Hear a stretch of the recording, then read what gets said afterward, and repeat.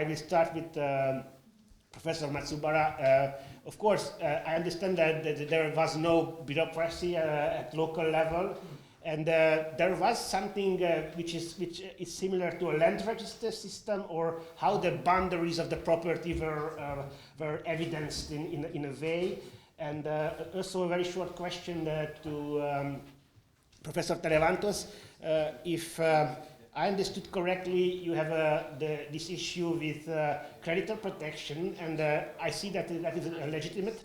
But what is the difference if we construct legal tool to avoid the creditors using a trust and a limited liability company? And if we use two limited liability companies for the same purpose, do you see some difference in that? Because we use these two limited liability companies. One is its owner of the assets, one is just administering it, and we are using to shield from creditors in this way from forced enforcement execution the property. And if you use a trust, there is a difference. So if you can answer quickly to leave the time for the coffee break as well. Thank you very much. So there were attempts by the Chinese emperors, and notably the first Ming emperor in the 14th century, to actually try and conduct a cadastral survey and register all the household property, and clarify who owed what tax and who held what land. The problem is that once they did, as soon as they did that, the next generation is going to divide up all the property. And they are not always going to register that divided property. Another aspect is that from this period on, within the next 300-400 years, China's population quadruples, and the cultivated acreage doubles. And basically, the productivity of the land also doubles. So they were able to create the infrastructure to sustain 4 times the population. But what that also means is that people are constantly on the move and opening up new property. And the bureaucracy can't really keep up with it. And so what happens is that there is the households that were originally registered in the first cadastral survey. And these become like tax accounts. So what they do is that the local government would go to a village, and what they have to know is not that they don't have the land records anymore, but they do have the name of the leader.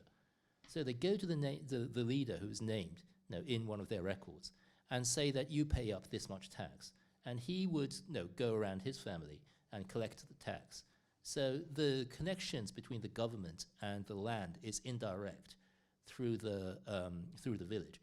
And the villages basically have a kind of balance of power within themselves or with each other. And and they do have land contract deeds, but they do reach some kind of balance as to whose property is what. And it's only through that reliance on local communities that property seemed to be protected. And I just want to make a quick comparison with Japan, because Japan is a primogeniture. So once they do the cadastral survey, which they did in the late 16th century, then those records, the land stays in the family and people can't move. So 300 years later, when the major restoration was coming and they needed to create modern land rights, they actually had, the 16th century records were actually still valid. And I said 1 to 200,000 in China. In Japan, the samurai was 7% of the population, so it's 1 to 13 or 14 people. So it's a very, very different kind of social environment. And so Japan was much more suited to move on to a modern property system that was directly guaranteed by the state. If that answers the question. Thank you very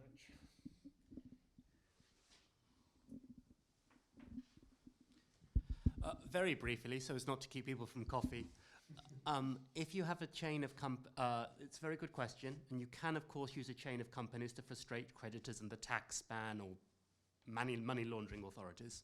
With a trust, with using a company holding on trust, the problem is that creditors are more easily misled, because you lend money to a company, you look in the land registry or whatever else, they look like they're the owner, and then it turns out it's all held on trust, and you can create a trust without any kind of registration. So the hidden ownership structure would be harder to discover. From a comparative perspective, what our colleague Jurana Perez said, in France, for example, the Article 896 of the Napoleon Code prohibited totally the fideicommission in order to destroy all feudal traces in land owning and destroy all the ranks of the nobles. And by accident, it was translated in our code, even if it didn't have such a political problem. And only the actual civil code of 2011 liberated this fideicommission in order to go further and to abolish a text which was never useful in practice, but it was effective and destroyed all the nobles' economical power of that period, end of the 19th century, beginning of the 20th century. No, sorry, 18th, 19th century. Thank you very much.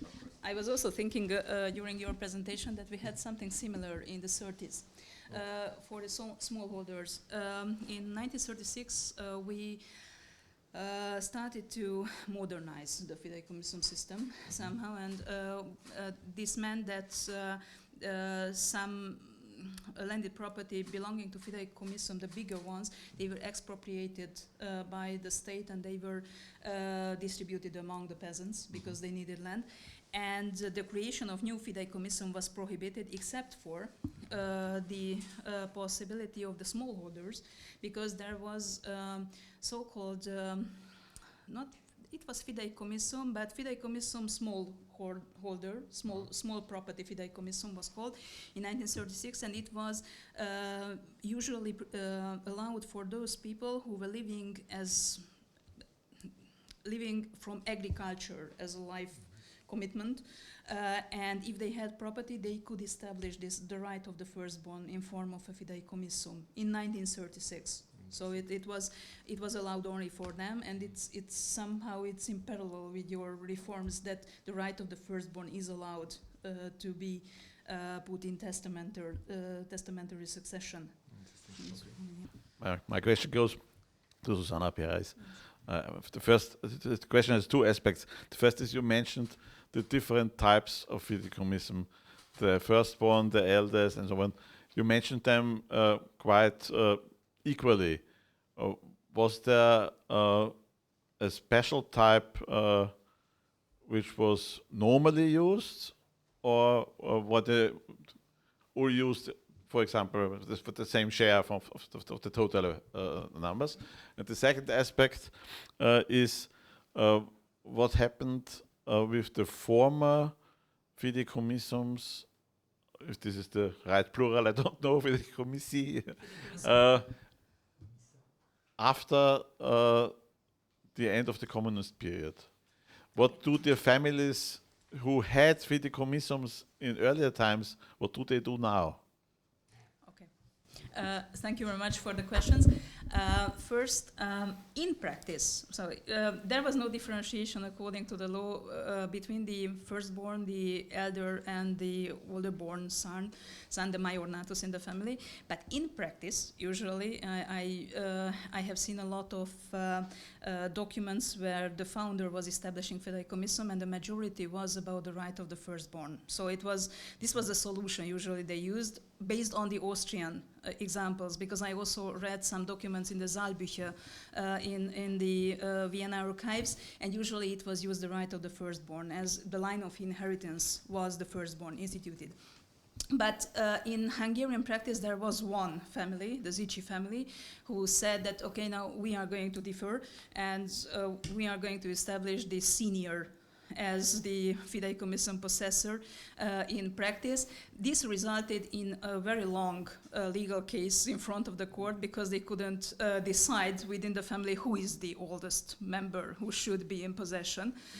So it lasted 25 years until the judge could decide, okay, this is going to be the senior of the family and the next possessor of the fideicommission. And there were some fideicommission in which the founders said that he is going to establish the maiornatus as the possessor, meaning that if he had 3 sons, the first son was the first to inherit the fideicomissum, and if he died, it didn't matter whether he had descendants. The second-born son, I mean the brother of the possessor, could come as next in the line, and then the third. And if one generation died out, then the next generation could come as a possessor. It was also rare. I mean, this kind of establishment, usually it was used the firstborn. Regarding the abolishment of the fideicomissum, the communists, they expropriated everything in 1948, and they said that it's going to be state property from now on. After Trianon, the same happened also on the property of the former Czechoslovakian state, I mean in nowadays Slovakia. There was also Hungarian nobility. The Czechoslovakian state, they expropriated this kind of fideicomissum property already in 1924. So it happened relatively late in Hungary in 1948. And after the political transition, there were some families. Of course, there was a law on privatization, and there was also a law on the kárpótlás. What is the? Sorry. Compensation, yes, sorry, thank you. There was a law on the compensation, which meant that all those people who suffered this kind of expropriation, they could, they had a 4-year time period, and when they could go and claim an amount of, I think it was 1 million, the most of the foreign they could claim, because their property was expropriated in 1948 or before that, or after that, sorry. And if they claimed this amount of money, they had to resign of further claims. And many noble families who are living nowadays abroad, they didn't claim this kind of compensation. And they are, I know some of them, who are searching for opportunities whether they can sue back their properties, but there is no general law for it, so there is no law on the compensation of the expropriated nobiliary properties. So in the judicial practice, it's going to be decided from case to case whether someone has the right to get back the property which was taken away or not. There are some cases which were successful. I think that the Botyányi family, if I am right, they claimed back one painting from the Hungarian National Museum, and it was one of the most expensive paintings that the Hungarian National Museum was possessing. They claimed back, but I don't think that there are much or more cases. I think also maybe the Esterházy family has also, yes, an ongoing case. They are claiming back some goldsmiths and silversmiths pieces of the family, but it's still an ongoing case, so we don't know. No, not the real estates, no. No, they can't. Real estates can't be given back. It's at the time. I mean, so I think in 2014 there was a declaration from the side of the government that there should be a law made on the restitution. It has to be made. So it was a declaration from a former member of a government, but I don't think that anything happened on this field since then. It's up to the future. Thank you. Thank you very much for the talks. The question is for both Professor Gravina and Professor Perez, and it's born entirely from my ignorance, I'm afraid. So in England, whether you have an entail, and so you have inheritance by the eldest, that ends up being quite a fragile legal device, because it's possible to bar the entail, so when the oldest son gets the title, even though he's obliged technically to pass it on to his eldest, so he doesn't have any testamentary freedom, he's able to bar the entail, and so to acquire absolute title. And in England, therefore, every generation with the big aristocratic families, they need to resettle the property, and that only happens because of social pressure. There's no legal mechanism to guarantee the perpetual succession to eldest sons to keep the family together. And this is a plot point in a number of Victorian novels. Was there a way to break these Spanish-style fideicommissa in either Italy or Hungary? Thank you for the question. It's very interesting. I can give some examples on the practice. Before the law was created, before 1687, we can read in wills that the testators usually they were fearing that without the law, their testamentary will is going to fail because the descendants are not going to keep. Even if they promise in the life of the testator, when the testator dies, they are going to dispose otherwise of the property. And for this reason, the law created, not in 1687, but the next fideicomissum law in 1723, said that the main protector of the fideicomissum property should be the king. And you have to have the consent of the king to establish a fideicomissum. And by giving the consent, the king is going to become the person who is, who is protecting the whole property, and it has to be proclaimed in each of the county where the property is located. So it had to be made public. So for this is how it was protected. So it was, after the law was created, it was impossible for the fideicomissum possessor to alter from the testator's will, from the founder's will, only in case if he was the last in line. So he had no descendants, there was no other, so in this case, if he was the last in line, the property became of free disposal. So he could dispose, but otherwise no. So,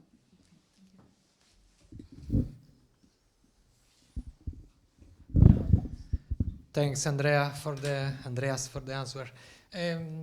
Also in Italy, in the Spanish Italy, was impossible to change the chain of successions. It's in infinitum. The rights of the other sons were minimal. In many families, in many documents, I can read what to the eldest son may behave an horse, a sword, an armor. It's and 2-3 rooms in the ancient palace of the family, or the possibility to be a Knight of Malta, or to buy a company in a tercio of the King of Spain. It's or to go to die in the Lepanto battle. It's only this. Technically, with juridical medieval language, it's the vita militia. Vita militia for the male, and doti di paraggio. It's the technical name in Italian language. Doti di paraggio for the female. Feminine for le figlie, but this chain cannot break. And there is not the protection of the king. It's a juridical institution without contestation, because it's necessary for the economical and social sustainability. Okay. Thank you also for this different perspective. So thank you very much for drawing attention to this comparison with my case of a fictitious ancestor. And so in the Chinese case, the fictitious ancestor can be set up, or a fictitious lineage with an existing ancestor can be set up for 2 main reasons. Right? One of them is the quite simple reason of claiming some kind of prestige through the name of that ancestor. But the other is more to delineate the group that can actually inherit, or that can actually benefit from that property. And you are consciously manipulating these records or these lineages so that you can exactly delineate the group to your liking. And in order to do that, having one ancestor at a crucial point in your lineage was actually very useful.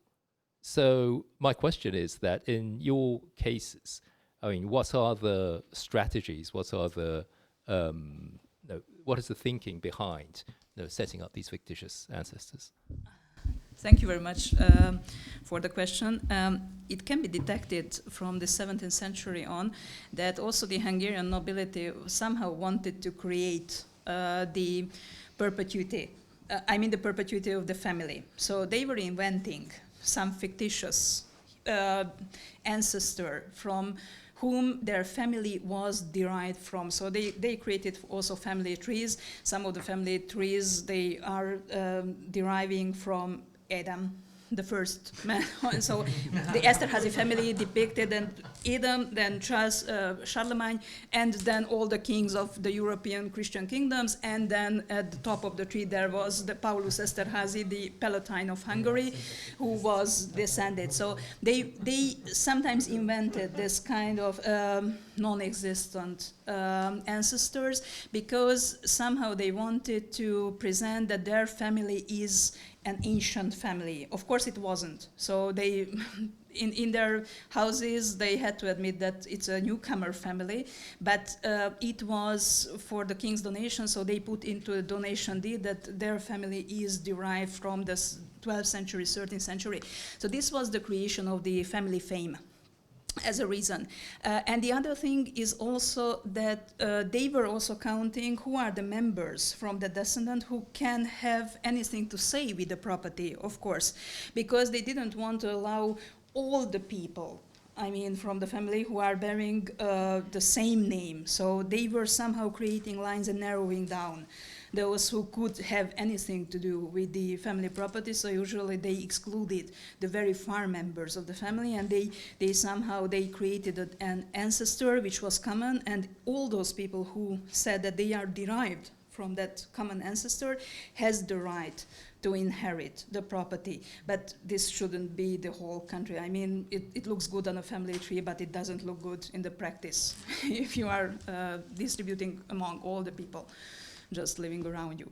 So it was, I think that it was the same technique that we were creating, so we had the same reason. Of course, for the nobility, they wanted somehow to present that they are compared to the aristocracy of the other European countries, so they wanted to emerge on the level of the Austrian aristocracy and the other European aristocracy as well. So, okay, thank you. My question goes to Kinga Ilyes. In Austria, in the General Civil Code of Austria, we have this fideikommissary substitution, and we have never abolished it. But as far as I have my impressions, it's practically dead. Therefore, the question arises, what was the idea of reinventing or re-establishing it in Romania, and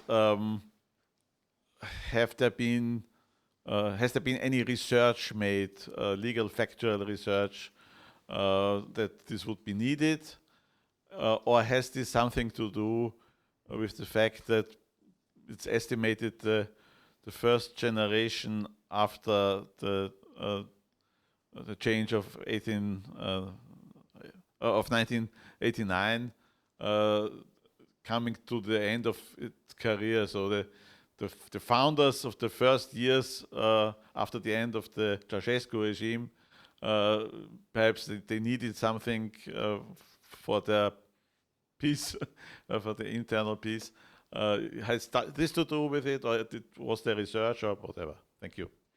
If there were any researches done in this aspect, talking about numbers, if that was your question, but I'm very sure about the fact that this legal institution was very much needed in the practice, because as you said, many companies have come to the situation where generational change is happening, should be happening, because the founder is already not in the position to lead the family company. And regarding family companies, I think that this legal institution is very much needed, because as I said, it can be helped. It really can help the generational change and also the family company to remain within the family. And I think that this is one of the main, it's a main reason why this legal institution was needed. And also, the change was also very, very important because instituting this legal institute as if it is like it can be perpetually like this sequence can happen perpetually is of course it was not good thing in the old legislation, because by that assets were taken out of the civil circuit and perpetual inalienability was formed. But with the current legislation, this is not the same situation, because in the current legislation only one this can the fideicommissioner substitution degree, yes, in 1 degree. It can only happen in 1 degree. So this is why I think that the change was really important, but also it is needed in the practice. Thank you.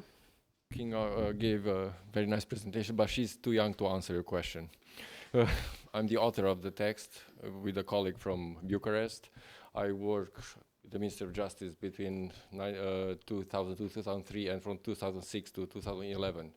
I was in charge with the nowadays Dean of the Faculty of Bucharest, Răzvan Dincă, with the 4th book on liberalities and successions. I can tell you there were 2 main reasons. The first one, as Kinga very well said, our Supreme Court of Justice was totally against, since 1864, this prohibition who accidentally entered the code, the former civil code. So we didn't have those reasons they had in France. Second one, the practice, the jurisprudence was much richer than Kinga said here. She was very modest, but I published 20 years ago a booklet on the jurisprudence on successions and wills, and you can find a huge amount of decisions which were took in order to validate such provisions, even by stepping over the text, going to the text and stepping over it. On the other side, the third argument, we have a strong notary practice, sorry, we call notary public in Romania.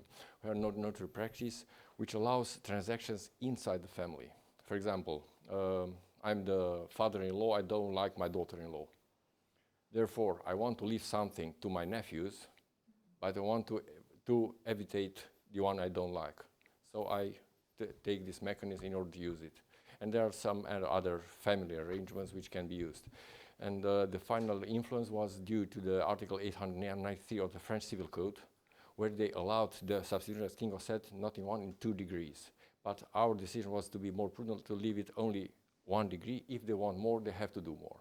So these were the basic ones. I'm sorry, Kinga, you are too young to give this answer. Thank you very much for your papers. My question in some ways is a bit like Professor Cole's, and it's for you, Kinga, and you, Marta, though it may be Professor, you can answer. And in both cases, it's to do with why you would use the institution you discussed. So, Kinga, you said before about some of the get-arounds for using fideicomissa. Why would I want to use a fideicommis? Why would I want to use a fideicomissum? So I want to give something to the institute, let's say A, and the substitute B. Why wouldn't I just, for instance, give ownership to B and a usufruct to A? Or leave to A, and as you said, give a remainder to B? What do I gain by using a fideicomissum over either of those structures? And Marta, my question for you is similar. So I understood from the papers earlier that this idea of fideicomissum that's been spoken about today, which is very different from the Roman law idea I'm aware of, developed in Spain. Why would I need a law of mayorazgo if fideicomissum can give me the same effect? But thank you very much. I learnt a lot. Actually, this legal mechanism also could be used, but I'm not sure that this is the proper way to deal with it. Maybe,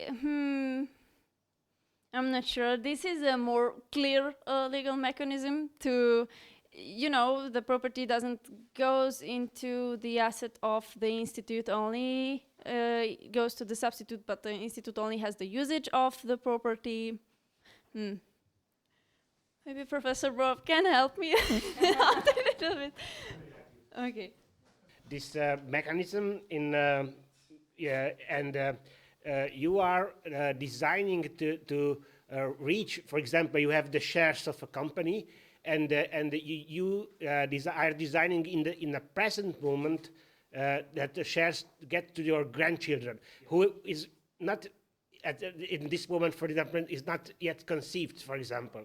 So it cannot be used, the usufruct rights for the same purpose, for example. And also it can be used. You have this tool. You have the shares, and you are obliging your son to keep it. The son will be the owner, but when the grandchildren is born, there is a clear way that the only person who will be the third generation shareholder is the grandchildren. Of course, if they want to continue this in time, a new fideicommissory substitution is needed. So somehow your son must adhere with this concept. And the family constitution is used to do that. It's not a mandatory tool. It's much more a gentleman's agreement type. But if there is this family conscience as business owners behind this idea, the family constitution somehow creates moral obligation to have a line of fideicommissory substitutions. So this is the reason why we perceive this tool useful in generational change in family companies. Answering your question, Professor Andrea, this is just, in fact, the doctrinal debate and is currently in Spain. If the mayorazgo is only a type of fideicommission, what I believe, or not, it's another type of institution. But if we analyze the constitution of the mayorazgo, the elements are 90% the same. So I will say that the difference is the name, or is a subtype of fideicommission, but it's a doctrinal debate. If we are talking about the fideicommission in the Roman law, you have to distinguish between the different the ages in which the fideicommission, because it originally was invented in the civil law. It was said that, okay, you cannot leave your property for your wife, so for this reason you are going to make a will, and in this will you are going to entitle someone else, a third person, to take over the property, and then he is going to be obliged to sell it for you are going to sell it for 1 sestertius, and after your death, the one who is going to buy it then is obliged to transfer to the spouse. And this is how they somehow made, they could find a small door in order to avoid the prohibition of the testamentary succession made for their spouses. But in the time of the Justinian, when the fideicommission familiae relictum was well emerged and it was regulated, it was very much the same as the mayorazgo.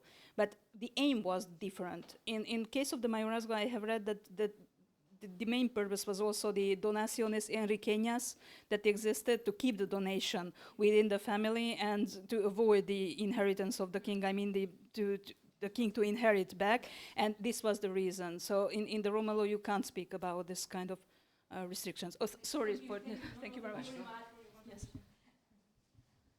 I think the question with the rapports of fideicommission, mayorazgo, and Roman law, it's a bit different, because in the mayorazgo, for me, there is the compenetration of the fideicommission with the mentality of the feudal society. It is the little difference, and it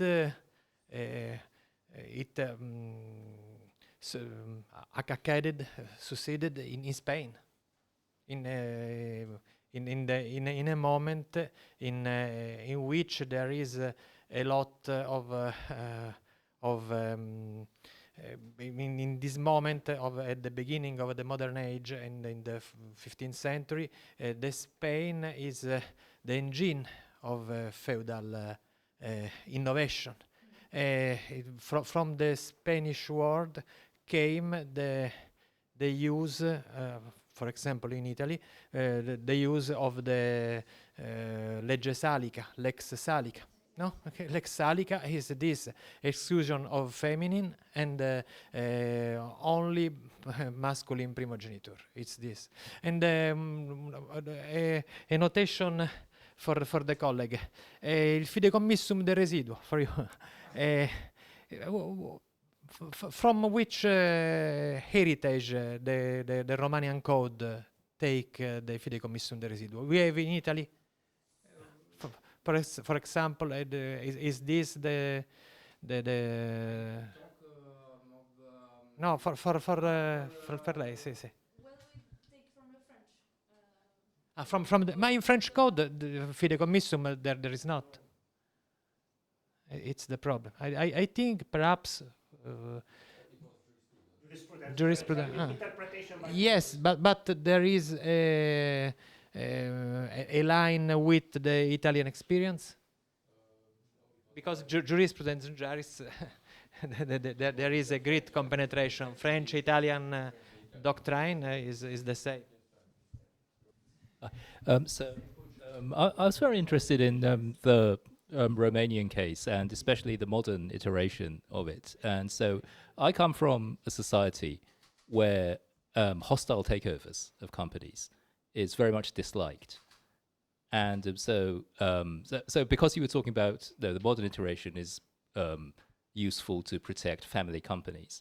And so I don't know how far this the range of this goes. I mean, does it go to family companies that are also issuing shares publicly, where hostile takeovers are potentially possible, or are they not public at all? So this is a question about these family companies. Could you repeat please once again? Okay, so family companies, do they issue shares on the public market? Can probably. Okay, so if they do, there is the logical possibility that there is an outside person thinking that the company is underperforming, and so I don't know. Maybe it's a question for the professor in the sense that no, if the Romanian Supreme Court was always very much hostile to this idea, then so in Japan, when there is a company, be it a family company or not a family company, but they've created this atmosphere as if it's a family, and they really think that if someone comes and buys out all the shares and takes over it, that is a very bad thing. So there is that kind of corporate culture in Japan, and that would be very in line with the idea of having these mechanisms to keep the corporation in the hands of the people who are still running it. And so the reason why this kind of practice would be prohibited in say French law would be in line with the kind of thinking that says that it's a good thing that someone who can make the most of the assets of the company. So it's a good thing for society as a whole. If someone came out and bought out the company and was more efficient and made more money, because it would benefit the shareholders. And that kind of thinking was probably one of the mainstream ways of thinking in terms of corporation law. And in Japan, there's a reason why that kind of mainstream thinking is not very widely accepted. And so my question is, in Romania, if there is a reason why you think it's a good idea that these companies can be kept in the family, instead of having someone who can make the most of the assets be be more profitable for the Romanian economy as a whole. What kind of thinking would make it so for the if the Romanian Supreme Court was very hostile to the idea of prohibiting this practice? What kind of social thinking is behind that is my question. Yes, somehow it's similar, because if you have a family, that means strong ties. And even in my presentation, in the last section, I will deal with such a company where families were collaborating, actually 3 families, to run a bigger company. But Kinga's research is mainly focusing, I am her PhD supervisor, so she is dealing mainly with smaller family companies.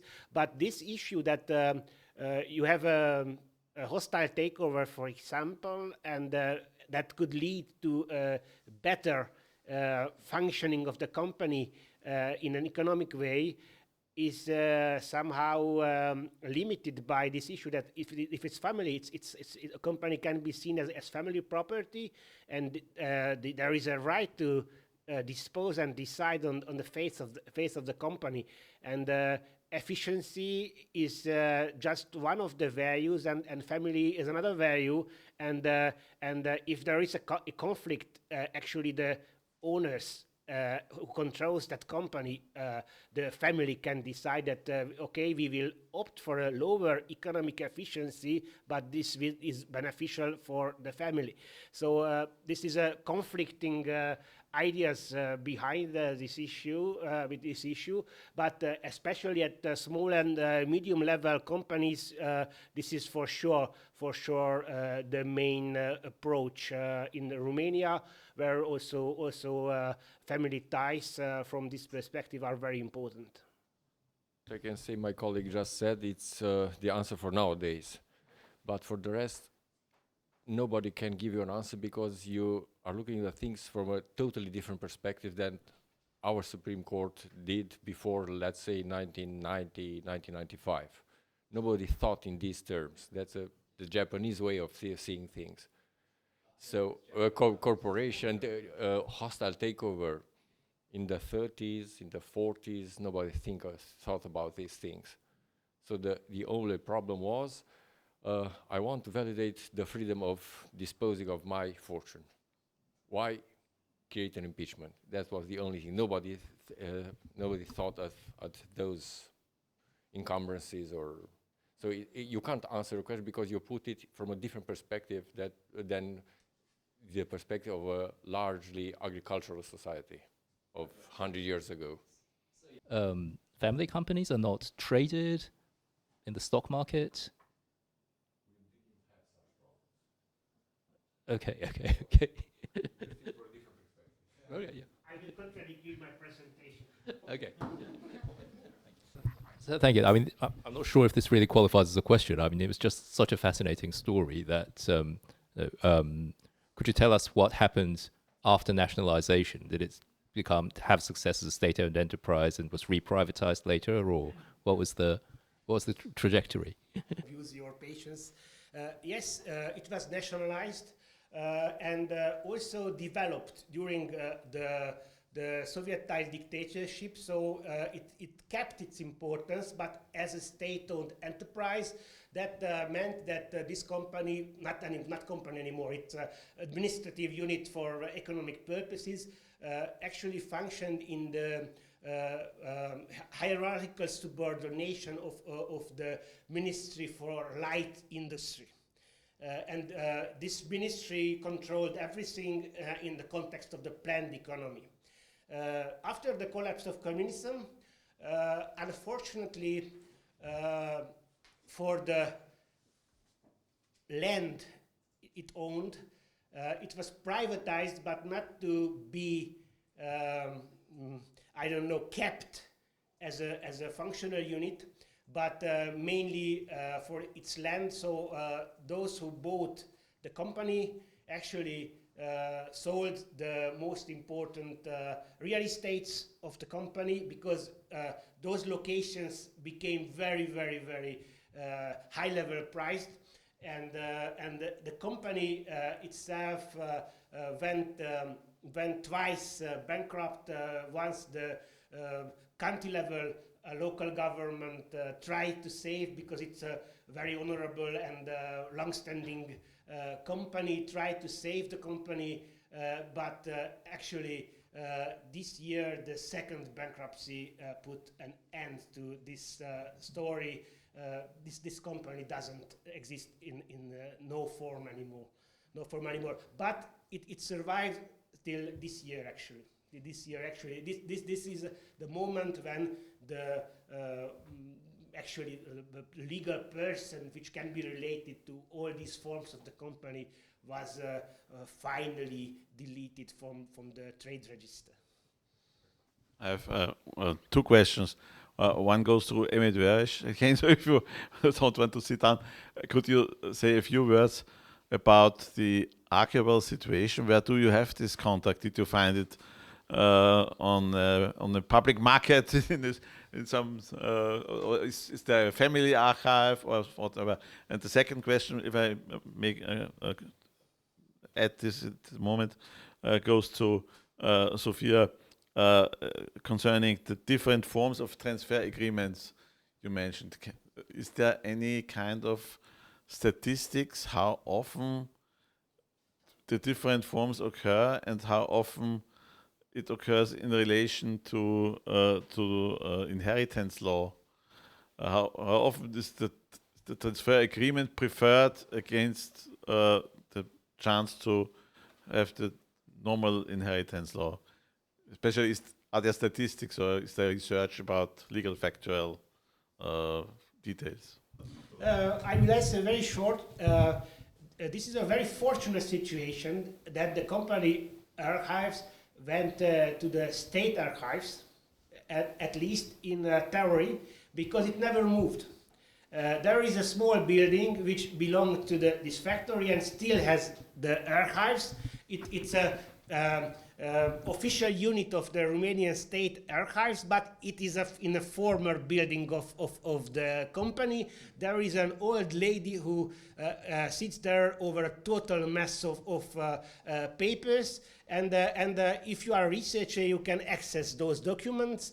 I copied there, I don't know, several thousands of pages which seemed of interest to me, but there is no order in it, unfortunately. That this is why I felt really lucky that could identify this shareholders agreement, which is otherwise kept really secret because they are not intended to be known by other shareholders of the general public or any authorities. So these are really secretive agreements, and I had the chance to find this document, and a really interesting document, but it needs at least 20 minutes to be presented. Is the last will of Mózes Farkas, which I also found there.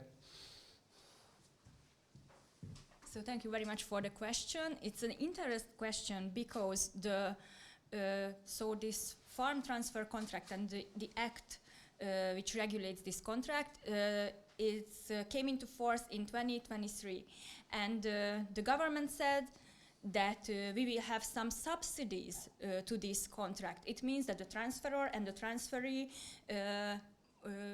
can applicate for the tenders, but we are waiting for these tenders. So we are waiting for these subsidies. That's why we doesn't have so much farm transfer contract at the moment. So I can say some statistics, and it means that at the moment the succession is the legal situation which is in the agricultural holdings. So we are waiting for the tenders for this subsidies opportunity.